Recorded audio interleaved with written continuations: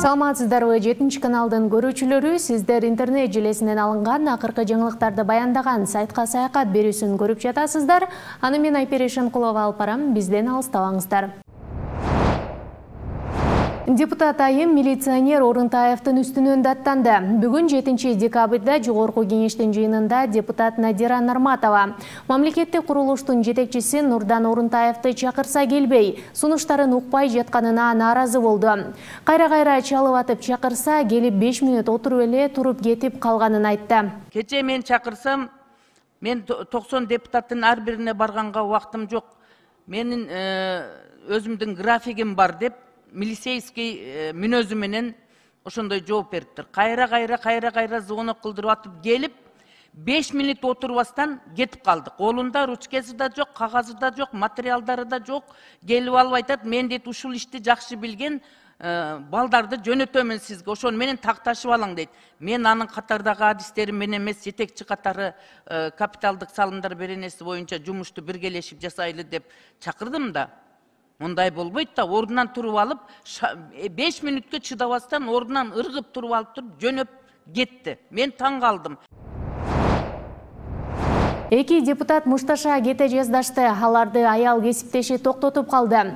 Жогорку кеңештин жыйынында Ынтымак фракциясынан депутаттар Эрулан Кокулов менен Бакыт Тентишевдин ортосунда жаңжал чыкты.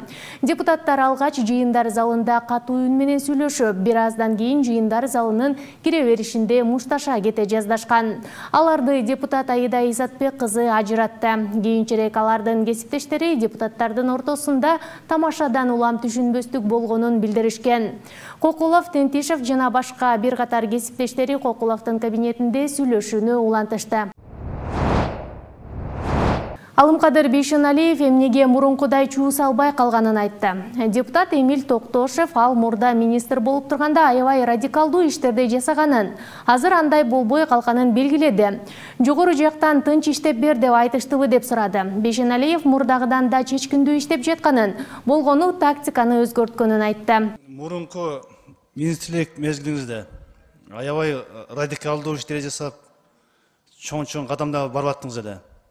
Бизге жабып аткан, элге де жабып аткан, азыр келип эле мындай тынч иштеп калдыңыз да. Жогору жактан айтыштыбы, тынч иштеп бер деп. Сиз мурдагындай ишти жок да азыр. Башка министр келгенде сезип атабыз. Эмиль Токтогонович, мурдакыдан дагы четкиндүү иштеп атабыз. Бирок тактиканы менять эттик. Мынакей бул жерде биздин депутат Изатбек кызы Аида отурат. Аны мен астыга салып алып, ошол 485 частный клиникаларды жаптык. И дагы көп иштерди кылып атабыз. Бирок мурдакыдай болуп, мен өзүм жаңгыс эметпей, сиздердин жогорку кеңештин депутаттары менен, правоохранительный органдары менен чогуу иштеп, мурдакыдан дагы чоң иштерди кылып атабыз. Жаш сулуу депутат кыздарды кошуп албай, бизди да чакырсаңыз жардамдашабыз деп Эмиль Токтошев Алымкадыр Бейшеналиевге тийишип өттү. Жаш сулуу депутат кыздарды кошуп албай, бизди кошсоңуз бизди жардамдашабыз. Эмиль Токтогонович, макул, усул дем алышта сиз менен да чыгам. Рахмат. Мына мыйзамыбызды колдойбуз, ишибизге келек, ар дайым колдоо көрсөтөбүз. Рахмат. Бишкекте чак түштө курал көтөрүп көчө аралап жүргөн адамдын видеосу тарады. Социалдык тармактын колдонуучуларынын маалыматында ал Борбордук Азиядагы Америка университети менен Маариф мектебине жакын жерде иттерге карай ок чыгарган. Ал иттерди артынан кууп, ок чыгарып, куралын кайра даярдап жатты. Бизди көргөндөн кийин качып кетти. Бул жерде университет жана мектеп бар деп жазды күбө болгон жаран. Ысык көлдө мөңгүлөр жок болуп кетүү коркунучунда. Улуттук илимдер академиясынын жетекчиси коңгуроо кагып, ысык көлдө жоголуп бара жаткан мөңгүнүн сүрөтүн көрсөттү. Бул Тоң районунун Темирканат айылынын түштүк жагындагы жер үй мөңгүсүнүн сүрөтү. 1962 жылдан 2003 жылга чейин ал 450 метрге азайган. Эгерде ушундай темп менен кете берсе, мөңгү 20-30 жылдан кийин жоголот. Ысык көлдү гана эмес, бүткүл Тянь-Шанды курчаган тоолордогу башка мөңгүлөрдү да ушундай тагдыр күтүп турат деген Канат Абдрахматов. Депутат майыптығы бар адамға қол көтерүү бул айбандын иши. Майыптығы бар адамдарды аяусыз урган оорукананын жетекчиси жана кызматкерлери жооп бериши керек.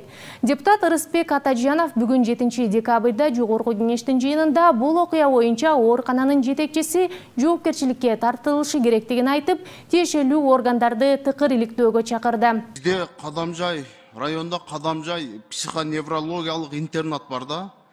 Ошол жерде 230га жакын биздин оорулуу инвалид, биз жарандар жатып дарыланат. Кечөө сот тармактарга чыгып кетти. Ошол жердин жетекчилери ушул биздин инвалидтерди аяусuz сабаган боюнча, бул баарыбыз билебиз, маалымат чыгып кетти. Мен ойлойм, эми бул биздин инвалидтерге кол көтөргөн бул айбандын иши да.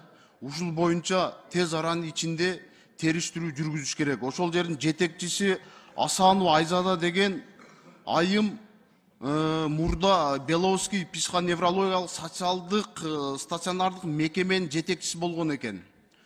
Ал жерде резонанс окуя болуп, биз бир инвалид жараныбыз каза болуп, жоопкерчиликке тартылып, сот кандай чечим чыгарган, ал бизге күмөн жаратат да. Ошол айымды кайсы министр жетекчи кылып койгон, мурда иштеп аткан абдан мыкты жетекчини алып, ушундай бир жоопкерчилик сезбеген айымды алып барып жетекчи кылып, кече абдан ушундай жаман окуя болду да, бул бүт сот тармактарга чыгып кетти. Алматы облусунда мугалим мектеп окуучусун төртүп жиберген. Было 7 бол и 6 мал. Все? Это условия задачи? А где тот, кто с грибами? А где вопрос задачи? Где решение, сказал, 2 действия? Слушайте, вы что, вообще что ли бестолковые? Вставай, не валяйся. Я тебе не пихнула, эти бумажку давай. Актриса и актер. Это какой-то кошмар.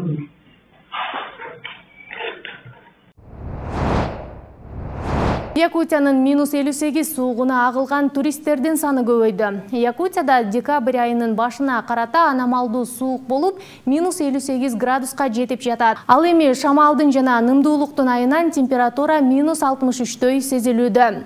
Таң калыштуусу айрым адамдар аймакка суукту сезүү үчүн атайын барышууда.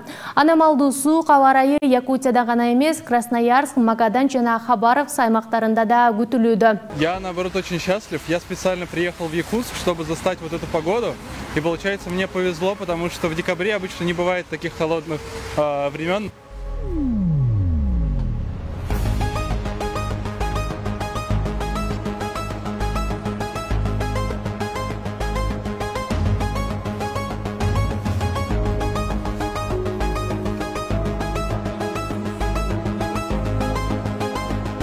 Конечно, холодно, но, как еще в школе говорили по-английски, no bad season, то есть нет плохой погоды. Надо такую качественную, подходящую одежду, чтобы соответствовала погоде, и все тогда нормально будет.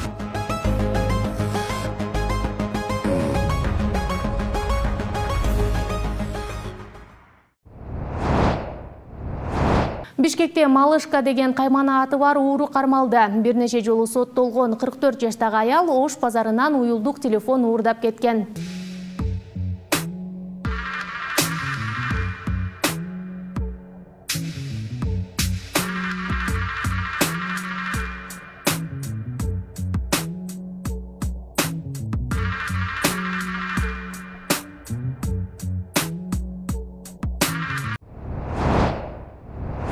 Рэпер Кливинин акчасын төлөй албай 10 банкоматты тоногон. Грецияда аты жөнү сыр бойдон калган рэп аткаруучу банкоматтарды тоногон. Бул аракетинин себебин ал Кливинин акчасын бериши керек болгондугу менен түшүндүргөн. Укук коргоо кызматкерлери банкоматтарды тоноого жардыргыч зат колдонгон деп айыпталган адамды кармашкан. Ал кылмышты жанындагы 2 шериги менен кылган. Алар Грециянын ар кайсы аймагындагы 10 банкоматты тоноп 710 000 евро уурдашкан. Полиция алардын жашаган жерин тинтүү кылганда жардыруучу заттарды жана 200 000 евро табышты. Интернет желесинде мына ушундай жаңылыктар болду. Эске сала кетсек, жогоруда айтылган жаңылыктар 7 каналдын көз карашын билдирбейт. Ушул жана башка жаңылыктарды 7 ТВ сайтыбыздан жана социалдык тармактардагы баракчаларыбыздан окуп көрө аласыздар. Сиздердин пикириңиздер биз үчүн баалуу. Өз оюңузду комментарийге жазып кетиңиз. Студияда мен Айпери Шенкулова болдум. Кийинки эфирлерден көрүшкөнчө сак саламатта калыңыздар.